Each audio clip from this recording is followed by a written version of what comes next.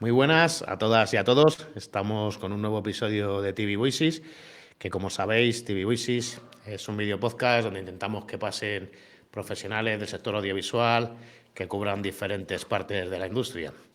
Y hoy para mí es un orgullo y me hace mucha ilusión que nos acompañe Francisco Asensi Viana, que es un referente del sector y su trayectoria abarca diferentes campos y muchos años. Así que, Paco, muchas gracias. Gracias a vosotros por tenerme hoy aquí. Me ha encantado. Pues un placer que hayas accedido a pasar por aquí un capitulito. Y Paco, siempre empezamos del mismo modo, ¿vale? Le pedimos a la persona entrevistada que nos cuente su trayectoria. En tu caso, tendrás que condensarlo o resumirlo, pero todo tuyo.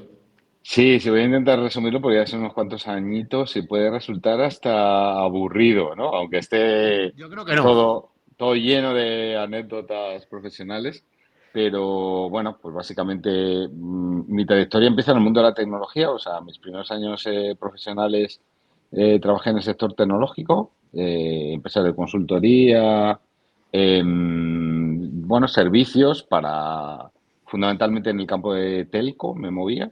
También en software, ciberseguridad, bueno, por ahí pasé incluso por alguna gran multinacional como Borland, que es mítica entre los desarrolladores de software. Y además la que me permitió por primera vez darle un vistazo al Silicon Valley del pasado, no del que es hoy en día, sino de aquellas grandes empresas ¿Ha que cambiado mucho? entonces... sí, claro, ha cambiado totalmente. O sea, en aquella época, principios de siglo, estaba copado por empresas como Sun Microsystem, Oracle, la propia Borland, Silicon Graphics, o sea, empresas Bueno, yo me míticas refiero sobre de... todo en cuanto a metodología, cultura, idiosincrasia. Bueno, es un nuevo Silicon Valley sucede al anterior, llevando más lejos la filosofía de allí, ¿no? O sea, de todo esto de la agilidad, de tal. O sea, no era un mundo startupero como luego ha sido San Francisco, sino era un mundo sólido en términos de tecnología, aunque había empezado así, ¿no? Había empezado igual, con gente en los garajes, como se suele contar así en términos mitológicos, Sí. pero que habían construido grandes empresas y muy pegadas al hardware y demás, ¿no? Claro, la oleada que luego viene es todo de empresas digitales, ¿no? Lo que domina hoy en día Silicon Valley es el mundo digital y el desarrollo de negocios digitales de la post-era, ¿no? O de la era post.com, ¿no? Que es a lo siguiente que salté de la tecnología más pura y dura, pues me fui dejando llevar por internet a principios de siglo también, y eso me llevó a estar ¿En la en... crisis de las .com o ya? Claro, la viví haciendo surf en la ola, o sea, así de claro. Entonces, del brillo y de vais a ser ricos todos, De las del primero promesas? al último, pues al derrumbe cuando la inversión se retira. Ahora se está hablando mucho de eso, ¿no? De si hay cierto paralelismo entre el crecimiento del mundo de las .com en su momento y el mundo de la inteligencia artificial. Yo creo que no es exactamente lo mismo, pero sí las bases, ¿no? Las bases de cómo las empresas y la tecnología se desarrollan primero en una fase puramente especulativa, de crecimiento rápido sin importar si realmente estás ganando dinero, y después ya se asienta después de algunos bandazos y convulsiones, ¿no? Entonces, pues aquí una convulsión grande se llevó el 80% del mercado digital para aquel entonces. Y bueno, pues ahí hice como lo que llamaron un B2T, un Back to Technology, ¿no? Pasé un poco de tiempo más en la tecnología, y a partir de ahí ya me moví directamente hacia el entorno de la comunicación y de los contenidos digitales, etcétera. Yo siempre digo que mi primera experiencia, por ejemplo, en el mundo televisivo puro y duro fue en la televisión de un club de fútbol, ¿no? En el Real Madrid Club de Fútbol, donde no era solo el único que llevaba, yo era como el responsable o uno de los responsables de las ventas internacionales de contenido, y eso incluía también los proyectos digitales. De hecho, hicimos unos cuantos videojuegos, hicimos 3 películas, Bueno, ¿Hiciste videojuegos con el Real Madrid? sí, sí, sí. Algunos que No funcionaban muy conocía bien. eso. Era la época mobile original, antes del mundo smartphone. Y hacemos videojuegos que funcionaban súper bien y que se vendían a través de los portales. Esto se llamaba un portal, ¿no? Creo recordar. Sí, De sí, los sí. on portal de las Funcionaban de telco, ¿no? maravilla, Paco, ¿eh? Sí, Funcionaban, o sí, sea, el sí. tráfico que tenían los portales de las telcos eran brutales, más allá de los míticos Sí, sí, Terra, sí. etcétera, etcétera. Sí, o sea, se vendía muchísimo, aunque también nos metimos en licenciar la marca del club a ya videojuegos en plan triple A y eso salió muy mal. Eso, o sea, aún en las ofertas estas del Lidl, todavía de vez en cuando sacan cajones con el videojuego ese, ¿no? Pero bueno, el club hizo dinero al final vendiendo esa licencia, ¿no? Entonces ahí aprendí muchísimo. Si en mi etapa internet.com en Tecnoran aprendí muchísimo sobre los negocios digitales, sobre el mundo de la interactividad y de cómo, pues todo esto que llamamos hoy en día engagement, las redes sociales, etcétera, lo que era la parte más inicial de todo ese mundo. Mi paso por el Real Madrid pues me enseñó mucho sobre el mundo de las licencias, de la marca, etcétera, ¿no? Yo ni soy madridista, con respeto para todos los madridistas, ni me gusta el fútbol, pero ¿quién no querría trabajar por una marca que es comparable a Disney o Apple incluso, ¿no? Totalmente. Entonces ya he subido en esa barca y atravesando ese río, pues esto ya me llevó, pues, por ejemplo, a la industria de la música, donde también trabajé, pues esto, en proyectos interesantes de no lo que llaman en la música de venta del fonograma o creación del fonograma, es decir, del negocio discográfico, porque ya no tenía sentido, sino en todo lo que tenía que ver con el desarrollo o bien digital o de endorsement, por ejemplo, de artistas como un producto, branded content, al final, y todo este tipo de cosas.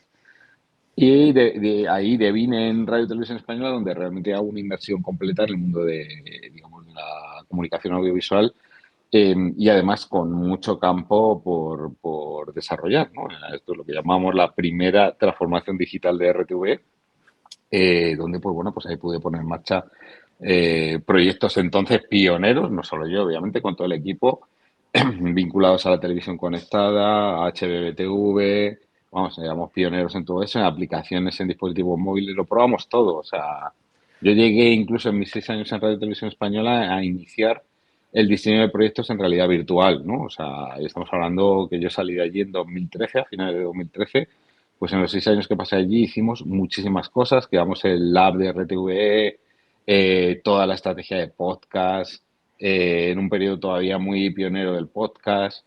Ya emitíamos la radio mientras se hacía por streaming, o sea, ya podías acceder incluso a las cámaras, las pusimos en aquella época y tal, ¿no? Y después de esto, pues seguí, ¿no? El río este que digo, hasta el mundo de la producción, pues ahí, o sea, las productoras, no como productor de Sí, contenidos, pero dentro del... en Endemol Shine, hoy en día Vanilla, donde pues trabajé en formatos de la productora como Tu cara me suena, Carlos Rey Emperador, Isabel, que Isabel la recogía de Radio Televisión Española, ya había trabajado en Isabel desde el lado del emisor, pues ahora del productor, ¿no? Creando sobre todo, pues digamos, elementos transmedia, ¿no? O sea, yo siempre digo, cuando me preguntan, pero tú sabes mucho de televisión, ¿no, Paco? Yo digo, bueno, la verdad es que de televisión no sé mucho. O sea, de lo que sé realmente, o de lo que he explorado más bien, es de cómo conseguir que los contenidos viajen, se distribuyan, se haga negocio con ellos de manera diferente, ¿no? Asentándose en la conectividad, sobre todo, ¿no? Y bueno, por hacerlo ya corto y me fuimos, bueno, los videojuegos siempre me han acompañado en este trayecto, siempre he intentado lanzar videojuegos, por ejemplo, Es como tu hijo favorito, ¿no? De todo el entorno. exacto, pues con Endemol ya lanzamos un videojuego para Carlos Rey Emperador también. O sea, pero siempre me he movido ahí, por eso yo siempre digo que hay industrias que me acogen, o sea, dentro de la gran industria audiovisual hay partes de esta industria, de sectores, que me acogen porque me tienen cariño, porque yo siempre he simpatizado con ellos. Uno es el del videojuego. Yo no soy una persona que haya nacido o que se haya desarrollado en la industria del videojuego, pero el videojuego me tiene acogido, me tiene cariño, me llevo muy bien con los estudios, con etcétera, los desarrolladores y demás, o la animación, porque la animación le tengo un cariño muy especial y siempre he sido muy defensor de la animación y demás. Entonces también, ¿no? Pues es como soy su mascota, ¿no? Me llevan a sus eventos, tal. ¿Cuántas Y veces yo, has y yo estado en encantado. Japón, Paco? En Japón he estado solo una Ah, vez he estado digo, en Japón. te hacía yendo y viniendo constantemente No, allí donde más he ido es a Corea. a O Corea. sea, a Corea he ido bastante porque, de hecho, luego que no he acabado mi trayectoria, cuando llego a Planeta, el grupo Planeta, en Día Planeta, arrancamos un proyecto de eSports asociado a los padres de los eSports, que era OGN. Ellos crearon incluso el término, ¿no? Esta empresa coreana de medios. Entonces, iniciamos un proyecto conjunto con ellos y, claro, yo iba, pues yo creo que una vez al trimestre iba a Seúl, ¿no? Entonces ahí ya no, ya había relaciones con Corea por temas de animación precisamente. Bueno, pues a la animación se unió todo el tema del videojuego competitivo y demás, ¿no? Así que he ido viendo muy bien cómo ha evolucionado ese país y la ola de cultura coreana se iba desarrollando, ¿no? Y bueno, esto también me ha llevado por el sector público, no solo por radio y televisión española, sino que luego ya como profesional pues he prestado servicios, como ahora estoy prestando de nuevo, pues al Estado, ¿no? Como asesor en industria audiovisual, primero para el Ministerio de Economía, ahora para el Ministerio para la Transformación Digital, en lo que se llama el proyecto Spain Audiovisual Hub, ¿no? Que es el proyecto de impulso a la industria audiovisual utilizando pues, bueno, pues los fondos europeos Next Generation que llegaron a España y de hecho España es el único país de la Unión Europea que reservó fondos específicamente para el audiovisual. El resto de los países no lo han hecho, ¿no? Así un poco resumido, me he No, saltado está. cosas y tal, pero bueno, es largo, ¿no? Pues te iba justo, o sea, te iba a preguntar último, o sea, por tu última experiencia, que la has descrito un poco, lo que es Spain Audiovisual Hub. La Mm. suerte o la desgracia que has tenido, tal como lo veo yo desde mi posición, es que has estado, te han permitido hacer proyectos en una fase en la cual esos proyectos eran novedosos, con lo cual eso tiene el riesgo de que no se valoren, pero tiene la parte positiva, supongo, que te dejan hacer, ¿o no? Sí, bueno, depende de dónde caigas. Por ejemplo, en RTV me dejan hacer todo, de todo. O sea, yo planteo un proyecto, la primera vez que vi un televisor conectándose a Internet, me acuerdo perfectamente, fue en un MISCOM en Cannes en 2010 y volví iluminado. En aquel entonces me lo presentó Yahoo. Yahoo era pionera en la televisión conectada en aquellos entonces. Estará nuestra querida Yahoo. Pues sean pioneros en la conectividad para el televisor. Volví iluminado y dije, la televisión se va a conectar a Internet y esto va a dar un cambio. Y me dijeron, pero Paco, ¿cómo se va a conectar la televisión a Internet? ¿Pero esto cómo es? Digo, de verdad, lo he visto con mis propios ojos y hay que prepararse. Y dijeron, ¿tú lo has visto? Pues tira. Sí. Entonces, así con cada cosa que llevaba, ¿no? Por eso yo siempre digo que me atribuyo más bien, o sea, cuando dicen, tú eres un experto, yo ni experto ni visionario ni nada. Yo lo que soy es un explorador, ¿no? Ventaja del explorador, pues bueno, tú vas por delante, ¿no? Por la jungla abriendo, ¿no? Con el machete. Si de una de estas se abre así, ¿no? Como las películas, se abre tal, y hay un tigre, te come. Y entonces, Sí, claro, ya Loremar dicen, oye, a Paco se la ha comido un tigre, por ahí no era el camino, ¿no? Ahora, si de repente a lo mejor descubres ahí, pues un tesoro escondido en plan Indiana Jones, y entonces esto es como, ala, pues esto lo podemos aprovechar, ¿no? Entonces esa es la ventaja de ser explorador y desventaja, como tú decías, y además lo que me gusta hacer, ¿no? O sea, al final, a pesar de que he caído en otros sitios donde es como, pues desarrolla esto y los recursos son cero, no hay ningún recurso para hacerlo, sino que a ver cómo te las apañas. Y además, si no es en 3 meses, pues no, ¿para qué? ¿Para qué? Cuando siempre, y tú lo sabes bien, cuando hablamos de innovación, la innovación no se hace de hoy para mañana. La innovación es un proceso que arrancas, es continuado, tiene que tener sus entregables y desde luego tienes que demostrar que estás buscando algo que va a ser rentable para la empresa, pero no sucede hoy para mañana. Hay que tener cierta paciencia para cocinar la Para, innovación, ¿no? para ver los Mm, frutos y más en proyectos novedosos que van muy a Exacto. largo. Pues si quieres, por un poco por ir centrando el tema, vamos de lo más grande a luego iremos un poco en una especie de embudo afinando. Pero en relación, hablabas antes del gobierno, de las ayudas, gracias al el Spain Audiovisual Hub. En Ujú, relación a este tema, España recientemente ha salido que ya representa el 6,47% de los ingresos globales del streaming no angloparlante, solo por detrás ujú. justo de los dos países que mencionábamos, Corea del Sur y Japón. Y en abstracto, ¿cómo ves tú la, sector de la salud del sector audiovisual español en este nuevo cambio con todo lo que ha supuesto el streaming y los cambios? Bueno, pues la verdad es que al final no solo, yo siempre digo esto, no es solo porque en un momento determinado el Estado diga, pues mira, pues vamos a poner fondos y tal, y vamos a considerar que el audiovisual es estratégico en la economía.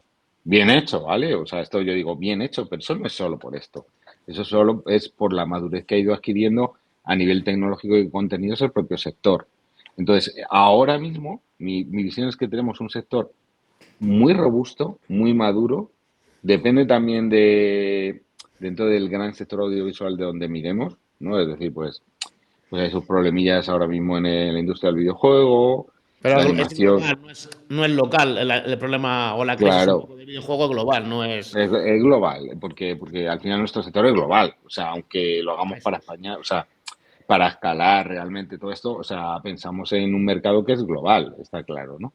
Entonces, el nuestro es robusto, competitivo ahora mismo y a la vez con unos retos enormes, enormes. Primero por el contexto económico de incertidumbre general del planeta y después porque todavía tiene dependencias muy importantes de algunas palancas que lo han hecho fuerte.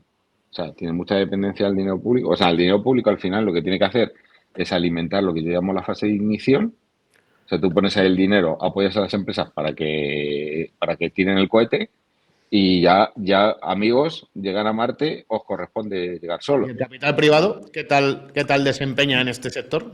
Claro, y por ejemplo, el European Media Outlook, que se publicó hace 2 meses, si no recuerdo mal, decía que el capital riesgo, que en uno de los países que más se fija para tecnología del audiovisual es en España, junto con Irlanda.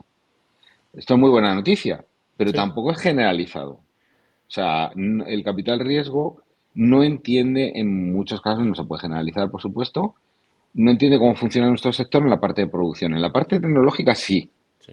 Por eso donde miran es en tecnología, porque aquí sabemos mucho de tecnología, hemos probado muchas cosas y estamos en primer nivel mundial en términos de tecnología, de streaming, etcétera, etcétera, ¿no? No somos Estados Unidos ni el Reino Unido, pero nos miramos un poquito así de cara a cara, ¿no? Luego otra cosa es la producción, que la producción anima el contenido, ¿no? Al final alimenta esto. Entonces, claro, el contenido aún en algunos ámbitos, no se ha profesionalizado lo suficiente para entender esos procesos de inversión que, por ejemplo, en el ámbito tecnológico sí que se dan. Y como, insisto, no es generalizado. Hay quien lo tiene mucho más claro, como es precisamente la industria del videojuego o de la animación, donde como están más tecnificadas, entienden muy bien lo que es rondas de inversión al estilo de una startup, pero en la producción clásica, que se ha profesionalizado muchísimo, o tradicional, ya no se ve igual, ¿no? Es como, esto era de que con un trocito que me da del ICA, con un trocito de tal y no sé qué, hago una película. Ya, pero es que no necesitamos que hagas una película, necesitamos que hagas una empresa que hace películas, Sí, y pero no, proyectos que se puedan claro, cuantificar en una P&L y en que- un. exacto, y esto, claro, pues hay quien va a los inversores con una Biblia de una película y un inversor dice, está muy bien, esto en una slide, ¿vale?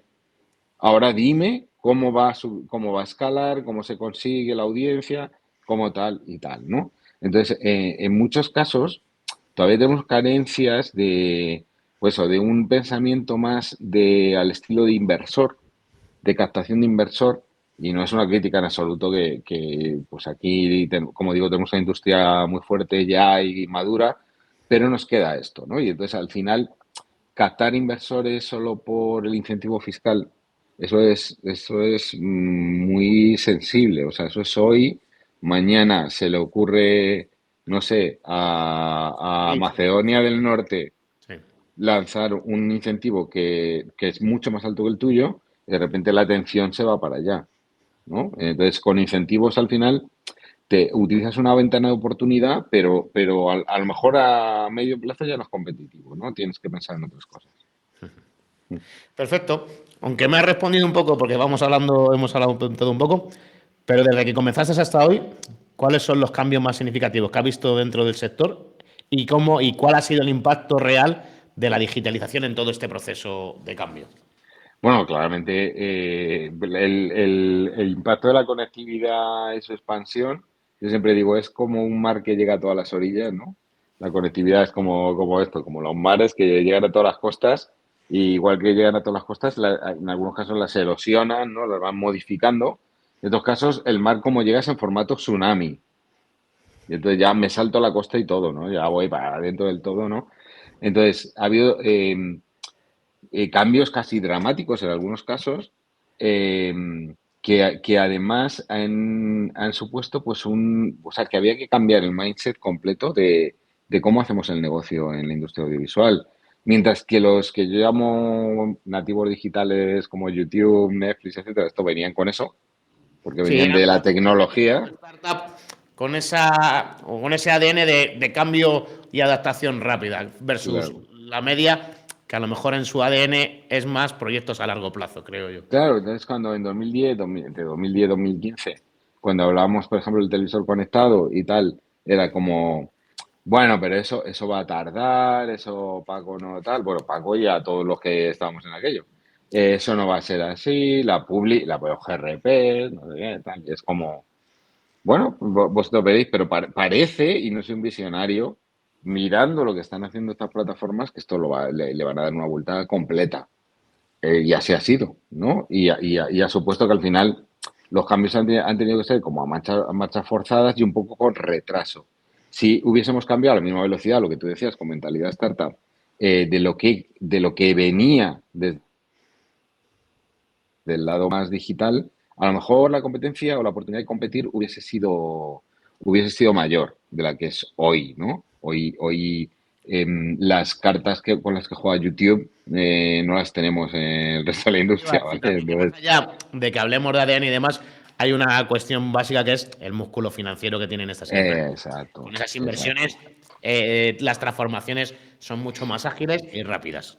Exacto, exacto.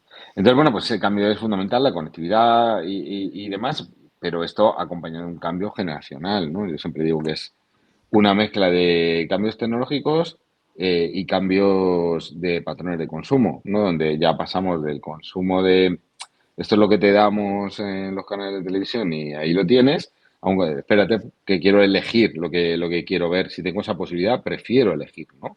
Eh, y ahora pasamos, se suele decir, ¿no? Algunos analistas que nos movemos a lo que se llama el entretenimiento inmersivo, ¿no? O sea, vamos a pasar del entretenimiento pasivo al activo al inmersivo, ¿no? Donde no solo queremos elegir, o de hecho queremos elegir a veces y otras no, que, o sea, no es que haya sustituido un comportamiento al otro, sino que conviven, pero lo siguiente es, pero además quiero experimentarlo. Quiero experimentar el entretenimiento. ¿Qué me das para experimentarlo? El elige tu propia aventura de cuando yo por lo menos era niño, de los libros aquellos llevados al consumo Sí, audiovisual. o fíjate lo que acaba de lanzar Netflix, que lo ha anunciado esta semana, que se llevaba años hablando de ello, que era, pues, oye, instalaciones físicas permanentes de la marca con experiencias.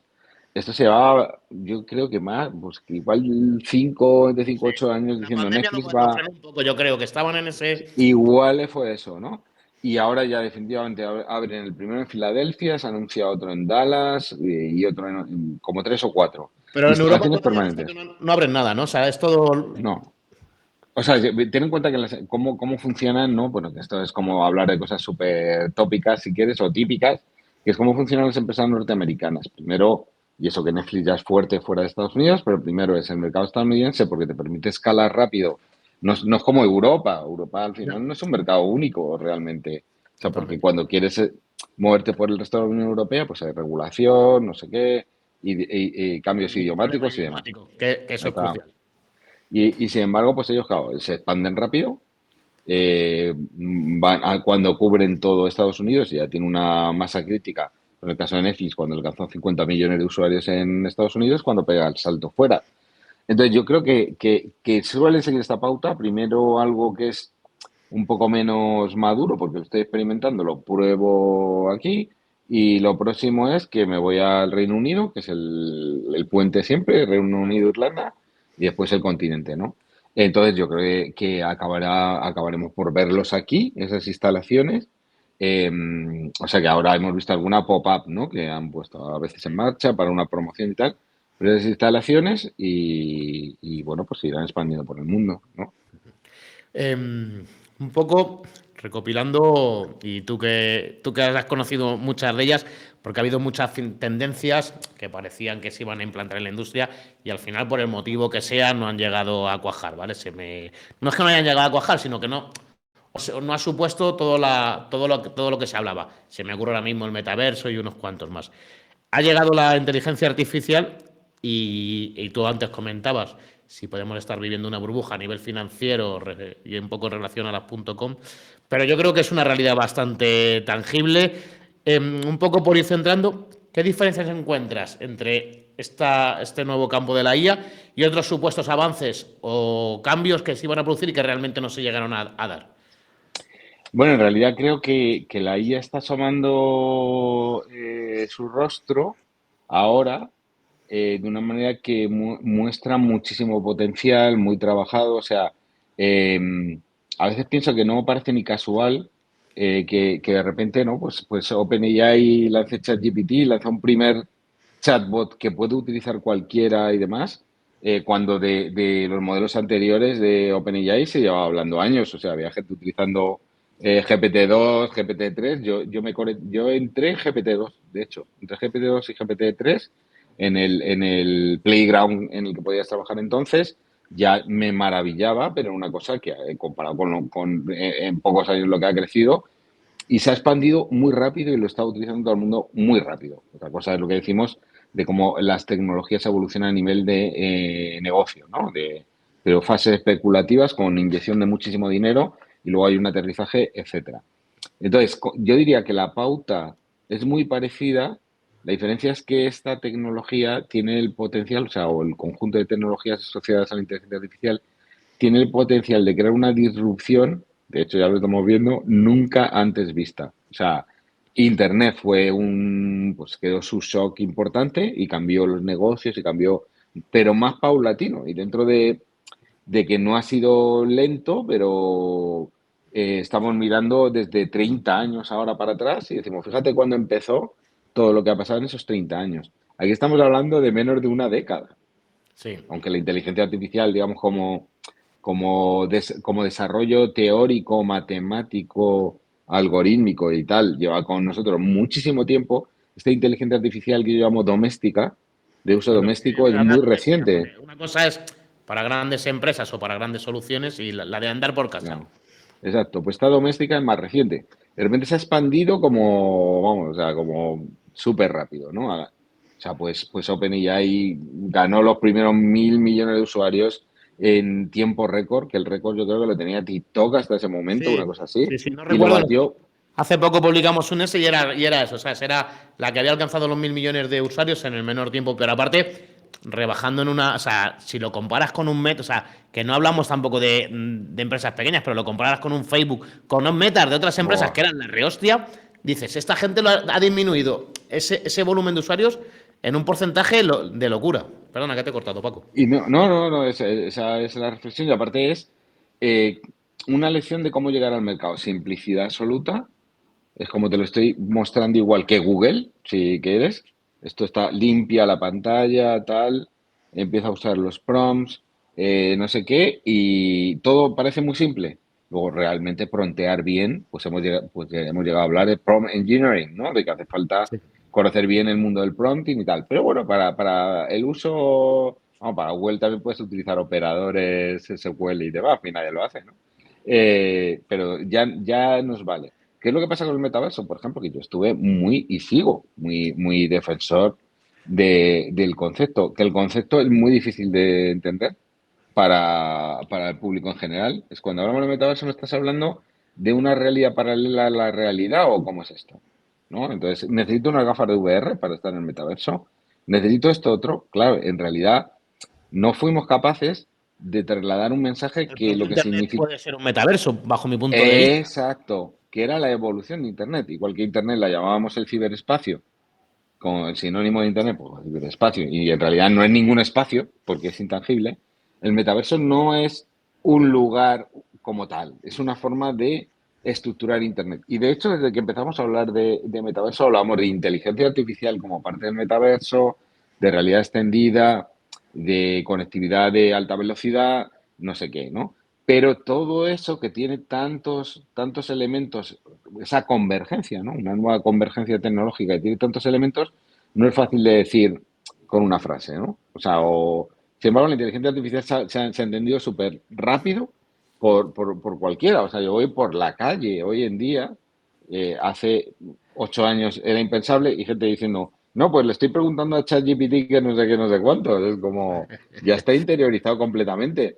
Sí. Y si le preguntas a alguien, oye, ¿cuántas veces has visitado? O sea, ¿tienes unas gafas de VR? Pues no, es minoritario. O sea, vale que Meta ha conseguido que las Quest se han convertido en un dispositivo tal y luego en el mundo de, digamos, las Smart Glasses, pues la Ray-Ban Meta es el modelo de Ray-Ban más vendido a día de hoy, pero sigue siendo como un elemento que todavía es un poco de nicho plus, diría yo. Sí. No es nicho, pero nicho plus. Sin embargo, esto es como en el móvil, una aplicación, tal, o sea, se ha integrado en el AI mode del buscador, no sé qué, no, o sea, ya lo tienes, ya está. Entonces, simplicidad, siempre el camino, o sea, incluso cuando hablamos del televisor conectado, los anteriores intentos de conseguir que la televisión fuese interactiva, como también tenían esa dificultad de entendimiento tecnológico, no cuajaban. Sin embargo, cuando se volvió algo tan sencillo como utilizar el teletexto, Es lo que te que iba. es Esto una de muy las rápido. lecciones, Esto. claro, es una de las lecciones tecnológicas más claras de cómo convertir la televisión interactiva sin cero ciclo de aprendizaje. Esa era la lección que había que aprender. Y entonces, cuando el televisor conectado ha conseguido ofrecer eso, pues todo el mundo televisores conectados y aplicaciones y demás, ¿no? Entonces, esa creo que es una de las claves que diferencian otros movimientos, digamos, tecnológicos. Y en el plano más profesional, o desde un punto de vista más llevándolo al plano profesional, la IA, ¿a qué factor, sector crees que va a afectar más? No digo si en positivo o en negativo, a producción, al desarrollo, a... Bueno, en audiovisual es que, o sea, digamos que los casos de uso más extendidos a día de hoy tienen que ver digamos, las partes internas de la producción, eh, pues desde la generación de efectos, mejora de calidad, corrección del acting de actores y actrices, etcétera. Ahí, claro, no lo estás viendo porque está dentro de los procesos de producción, análisis financiero, se utiliza también mucho incluso para determinar localizaciones adecuadas para una producción, etcétera. Es donde veo que tiene más impacto. Lo que está por ver es si empieza a estar por fuera, ¿no? de todo esto, ¿no? Si de repente se convierte en algo que visualizas, que luego que lo visualizamos, pero todavía cuando vemos el uso de la inteligencia artificial en un vídeo, todavía decimos, aunque esté muy logrado, porque vale, pues todos estos modelos de vídeo, Sora, Gemini, Veo, vamos y demás, Es ya una consiguen locura, una ¿eh? calidad espectacular. Pero cuanto más dura el vídeo, cuanto la narrativa se extiende, ya muestra su vergüenza, ¿no? Entonces hay que hacer un trabajo inmenso para conseguir la coherencia, la consistencia, todo esto, aunque cada vez se mejora más. Pero lo siguiente es, ¿no? Digamos que es donde está verdaderamente el choque es si cuando la inteligencia artificial sea capaz de hacer una película entera, por irme Sí. a lo más extremo, eso es lo que querremos ver. Una película entera hecha por inteligencia artificial. Porque a lo mejor no es lo que queremos. Lo que queremos es que la inteligencia artificial esté ahí, ayude en el trabajo creativo, de soporte o en el de distribución, pues los algoritmos, la personalización, etcétera. Eso queremos que esté ahí, pero a lo mejor el producto final completo, eh, aunque esté muy logrado, queramos que esto sea cine, series, animación, ¿no? Es como mi visión de ahora. Pero es difícil, ¿no? Porque, ver hasta dónde puede llegar y hasta dónde puede impactar eh, con el rápido desarrollo que tiene. O sea, hace 3 años, por ejemplo, el tema de voz, que es uno de los más con más fricción, pues las primeras pruebas que yo hacía para hacer la doblaje automatizado de voces de actores y actrices o de personajes de animación, lo hacía yo fundamentalmente, era como tenía problemas muy visibles, pues por ejemplo el lip sync, teníamos que, ¿no? Llamábamos a nuestros compañeros italianos, oye, están hablando italiano y decían, a ver, el idioma es, pero lo que hablan no es el No italiano que termina se de habla, serlo, ¿no? ¿no? Pero hoy en día está logrado casi al 100%. O sea, se puede hacer eso al 100%. Pero como digo, claro, esto es uno de los usos más polémicos porque la voz está protegida, los derechos de voz de actores y actrices. Y entonces, como, oye, si vais a utilizar mi voz para que hable en japonés, me lo pagas. Con Sí. todo, obviamente, con todo el derecho del mundo de reclamar eso, ¿no? Pero aquí faltan ajustes, digamos, de la industria para poder incorporar este tipo de cosas, ¿no? Yo creo que en este sentido, bajo mi punto de vista, es una opinión personal, Europa se está moviendo bien en cuanto a Sí, la estoy de normativa que acuerdo. está lanzando. Creo que ayer ha habido una sentencia a favor de lo que sería el SGAE musical en Alemania. O sea, yo creo que Sí, todas ujú. esas pequeñas píldoras, aunque luego muchas veces nos damos golpes de la regulación en Europa, yo prefiero en Europa que por lo menos intente regular lo básico. Cambiando un poco de tercio, Paco, antes hablabas de la parte de distribución y tú has trabajado en grandes plataformas como Planeta, Radio Televisión Española, Telefónica, etcétera. ¿Cómo ha cambiado en los últimos 15, 20 años la distribución de contenido? Porque yo creo que aquí sí que el papel ha cambiado muchísimo y el mundo.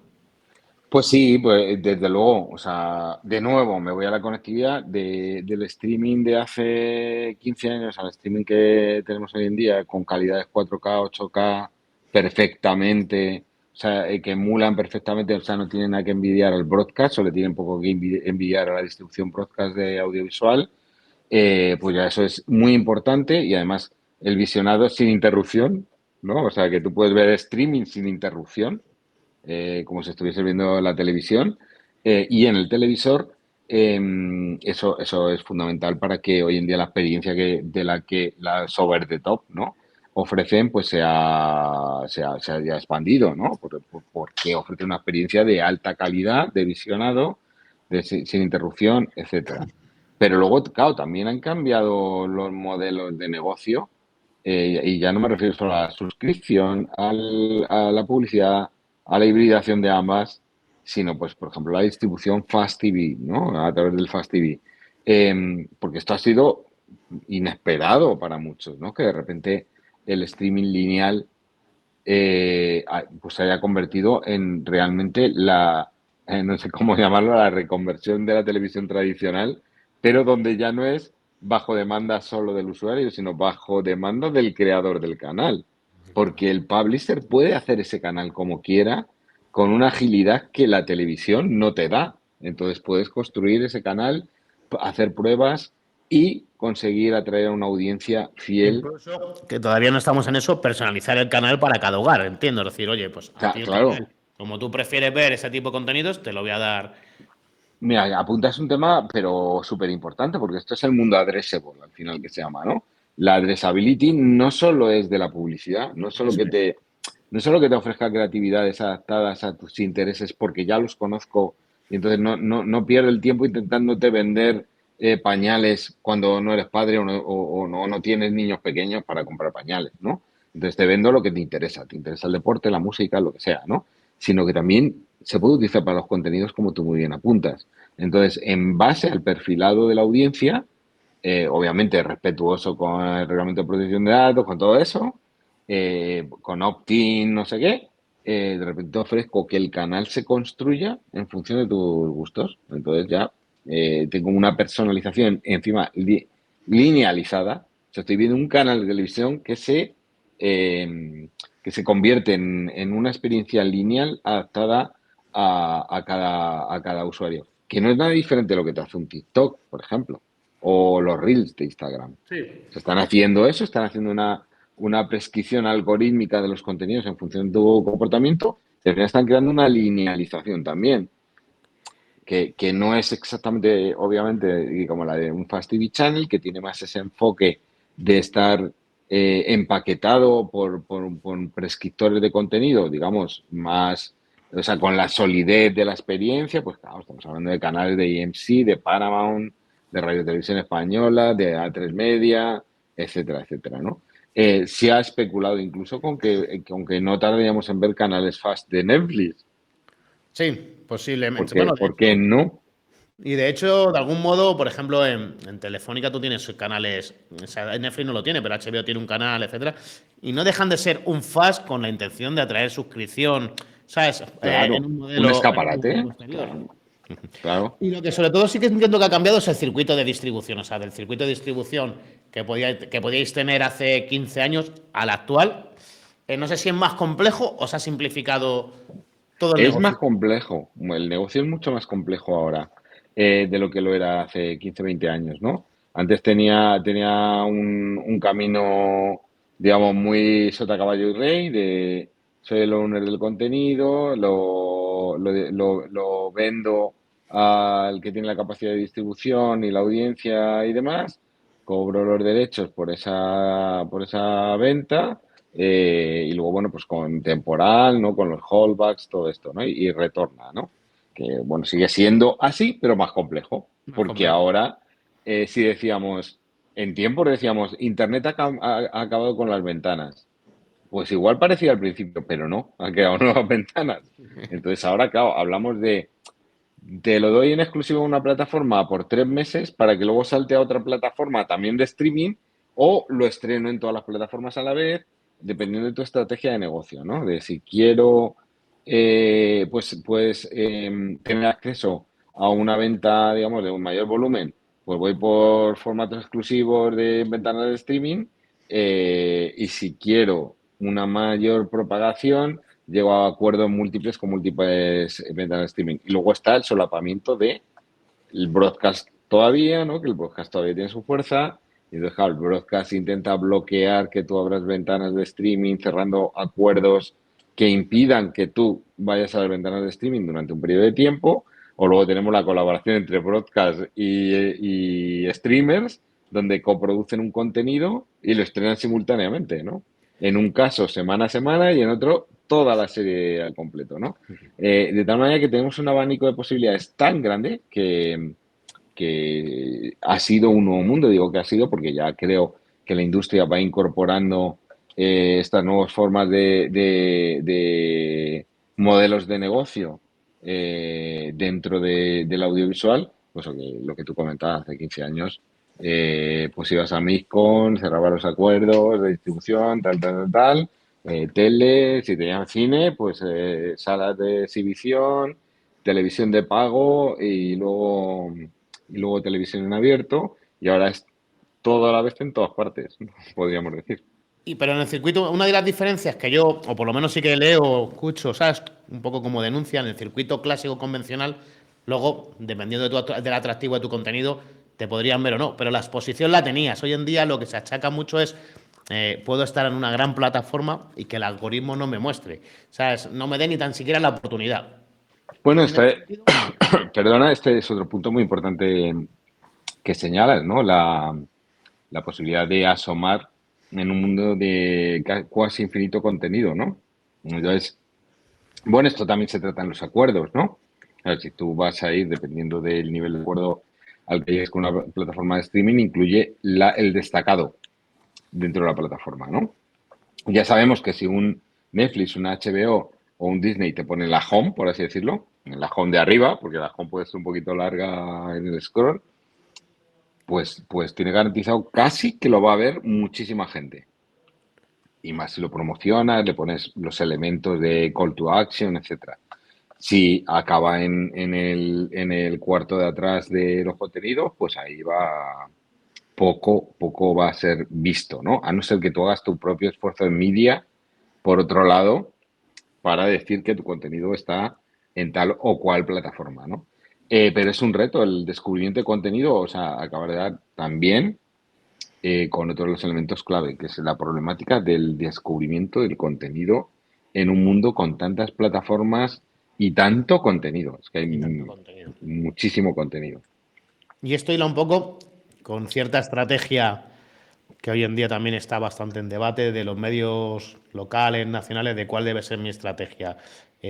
¿Pongo a disposición mi contenido en estas grandes plataformas o me lo reservo porque si no me estoy entregando en manos de un tercero? En ese sentido no creo que haya una una solución única ni válida. Y luego aquí, bajo mi punto de vista, también difiere mucho la capacidad que tienen estas grandes o grandes empresas de hacer planes a largo, y tú lo hablabas antes, los medios posiblemente no tengan esa necesidad. Una preguntilla, Paco, así por ir cerrando ya. Bueno, por ir cerrando, nos queda poquitín, pero ¿cómo ves todo el tema de la publicidad dentro del nuevo? Nos cansamos de escuchar a Netflix decir jamás veréis publicidad, parece que ya nadie la cuestiona, todo el mundo eso. Pero ¿cuál es tu percepción de la publicidad dentro del nuevo entorno del streaming? Bueno, creo que no ha quedado más remedio.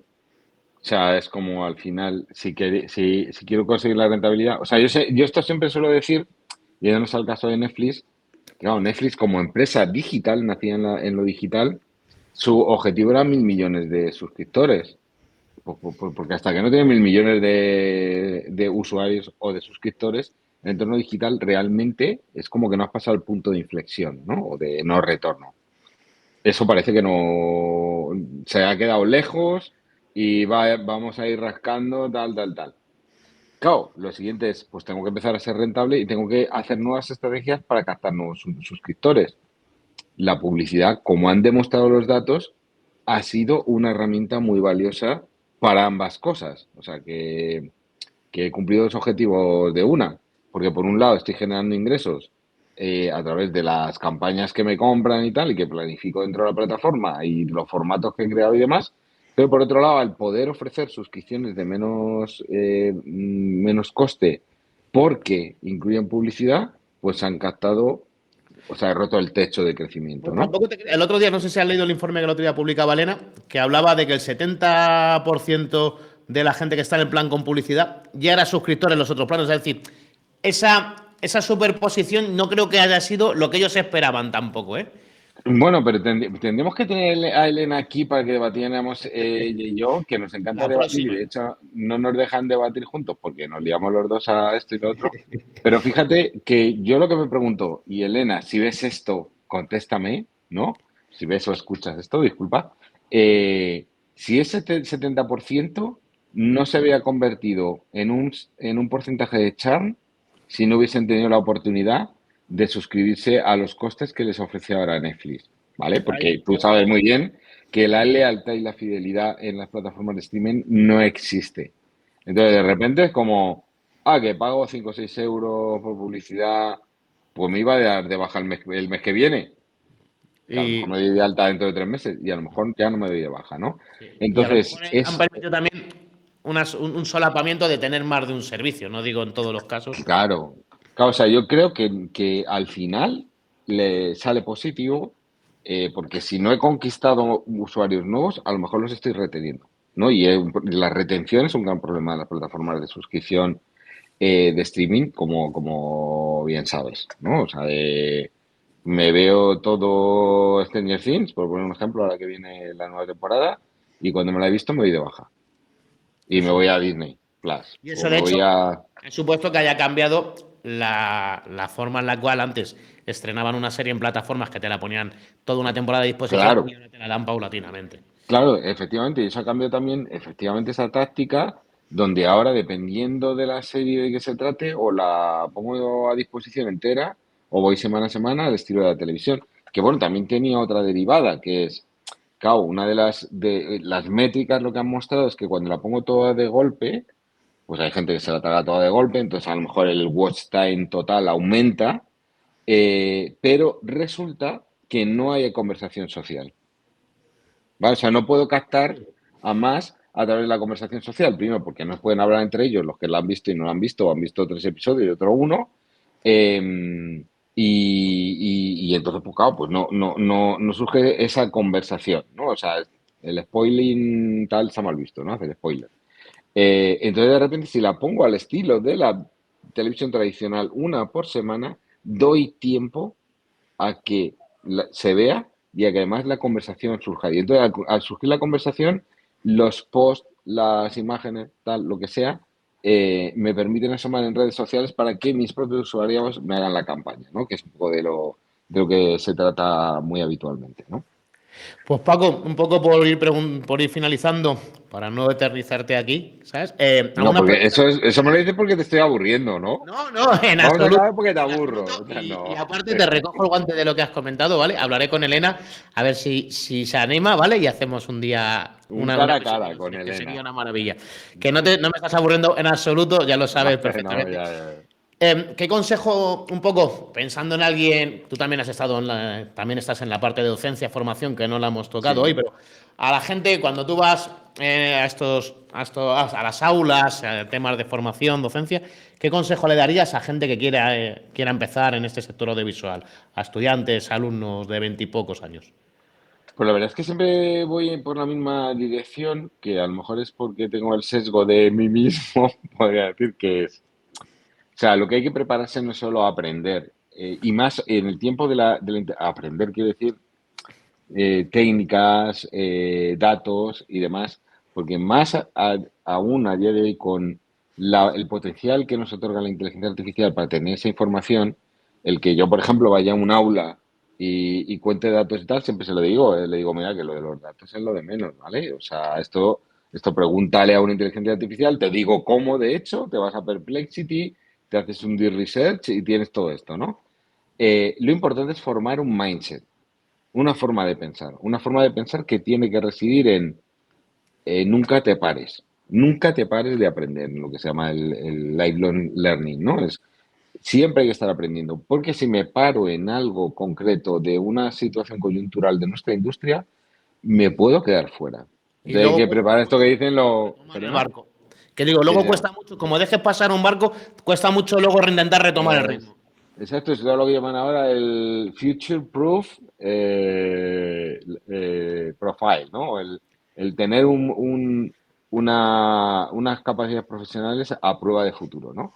Entonces yo pongo mucho énfasis en eso y por eso digamos que los elementos más de recopilación de datos, o sea, obviamente tienes que dar una visión del mercado y de cómo está evolucionando y demás, pero como que eso es lo secundario. Lo importante es que mira cómo las tendencias y demás evolucionan, pero porque a partir de ahora tienes tú que seguirlas y tienes que saber dónde posicionarte y dónde hacer el negocio y demás.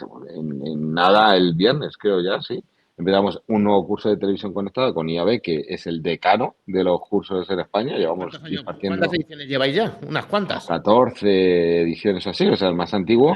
La primera Y debía ser como una utopía, que dirían, ¿y esto para qué? ¿Sabes? sí, claro, hablamos mucho de televisión tradicional, de hecho, y un poco de la evolución, eso lo hemos quitado ahora, y ahora lo que hacemos es diseñar un over the top.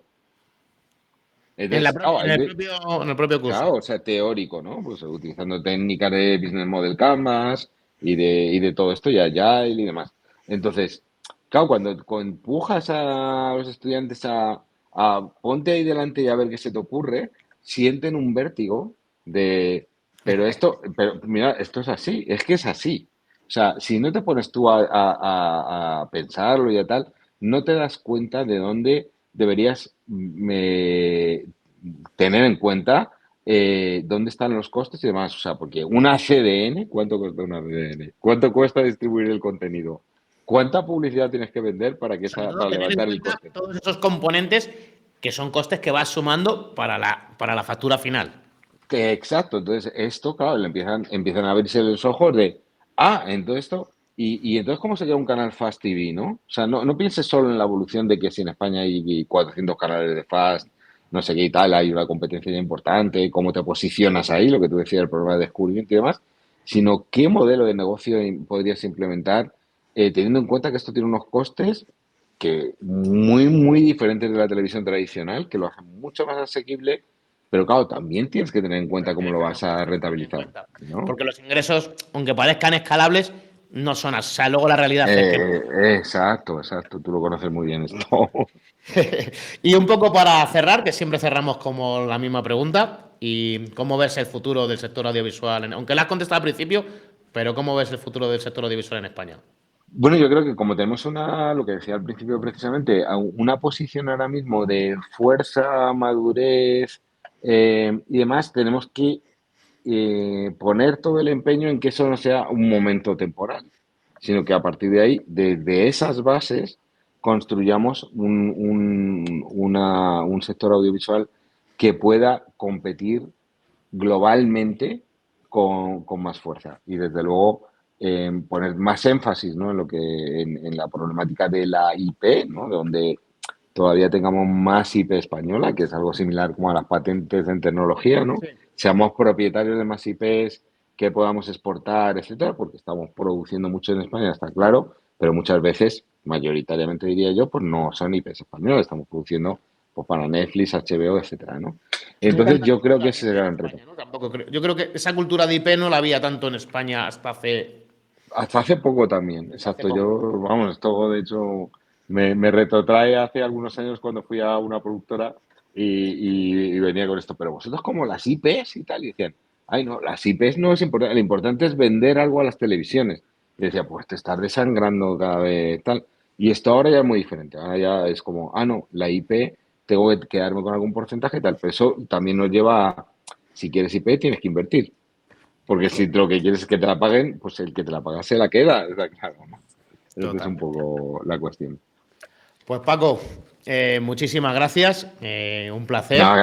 gracias a vosotros, que yo encantado de haber tenido este rato para conversar contigo, bueno, disfruta Que mucho de ti. hablamos mucho por LinkedIn, pero luego en persona hablamos Claro, poco. luego el cara a cara está muy bien. Y a Venga, todas vosotros y a todos vosotros, pues os esperamos por aquí en el próximo episodio. Y seguro, vamos, no espero, seguro que hoy os lleváis un saco de conocimiento para casa. Así que nos vemos pronto.